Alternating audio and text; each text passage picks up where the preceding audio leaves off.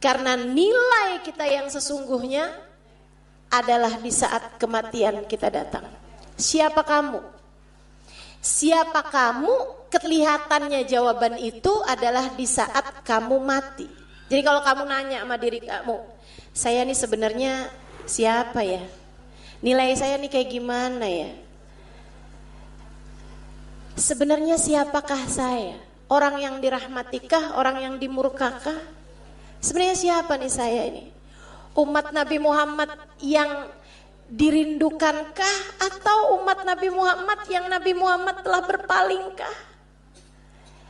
Kamu gak tahu jawaban itu sampai datang ajal menjemputmu.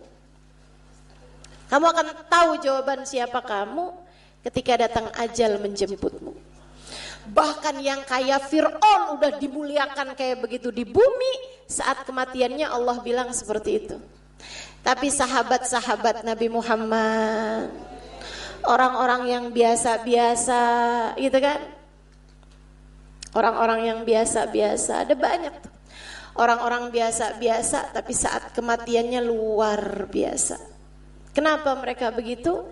Karena mereka menjalin hubungan yang indah antara mereka dengan Allah Subhanahu wa taala, antara mereka dengan baginda Nabi besar Muhammad sallallahu alaihi wa ala alihi wa sahbihi wasallam.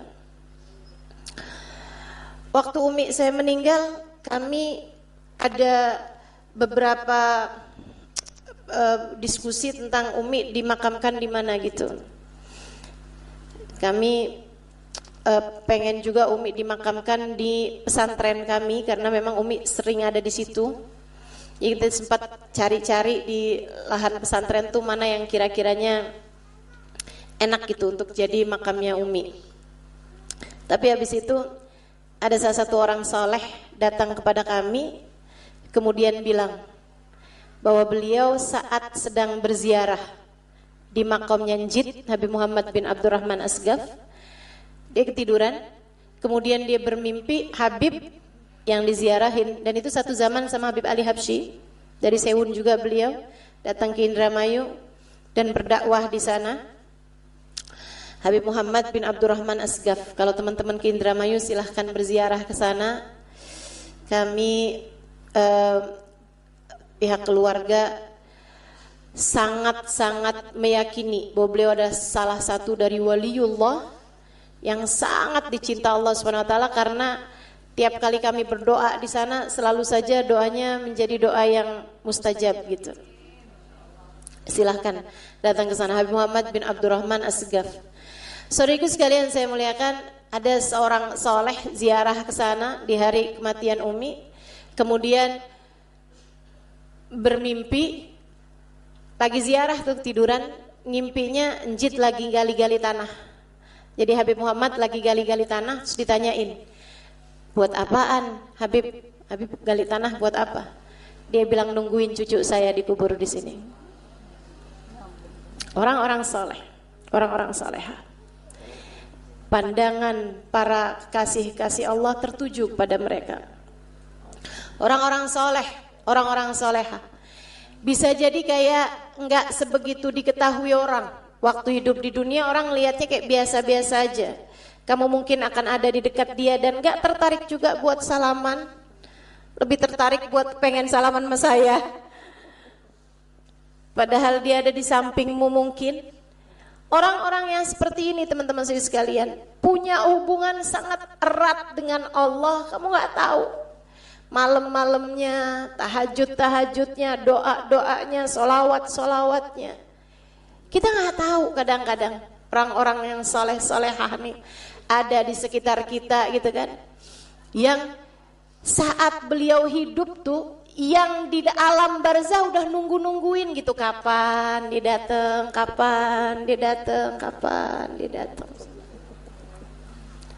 Orang-orang mulia yang sudah meninggal dunia menanti-nantikan kehadirannya.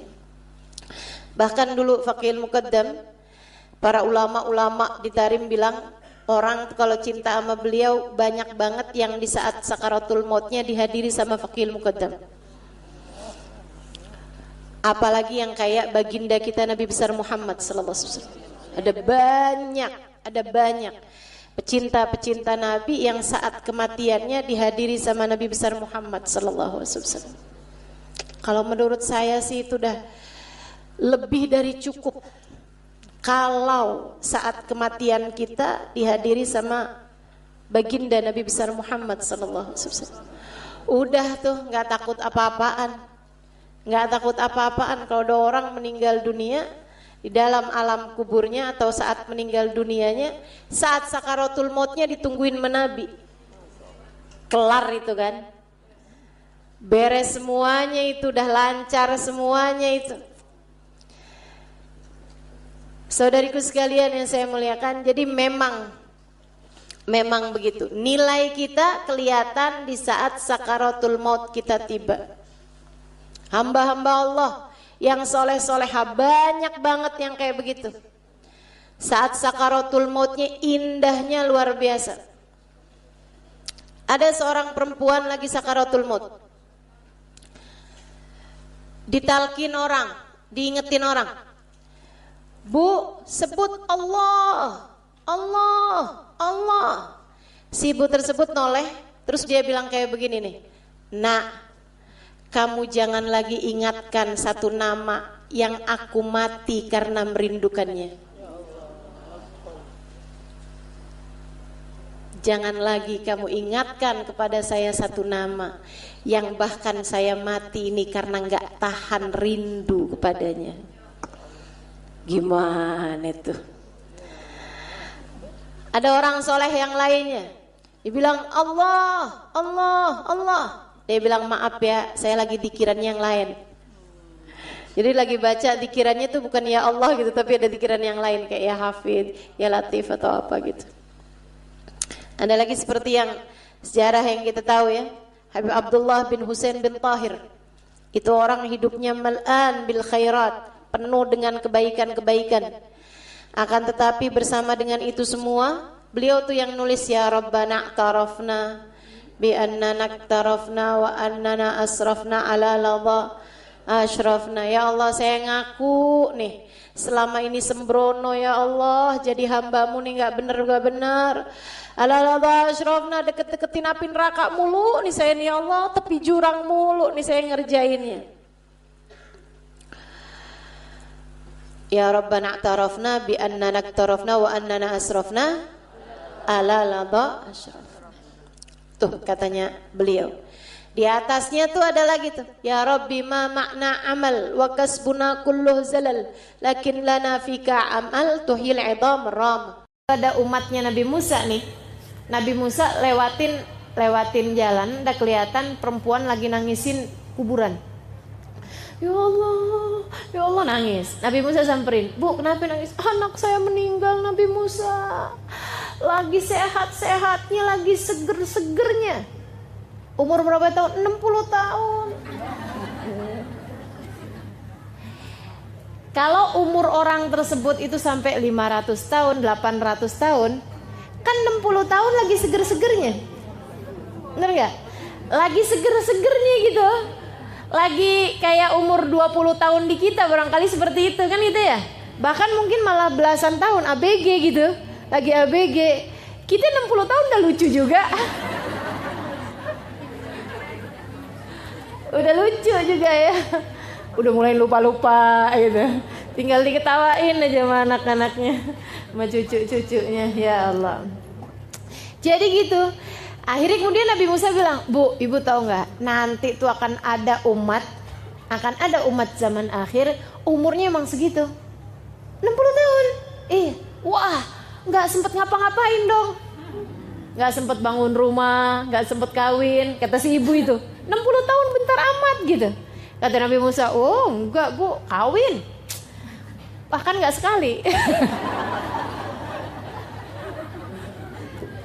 Ya gitu ya, ada yang kawin 2 kali, 3 kali gitu ya Allah, ya Allah.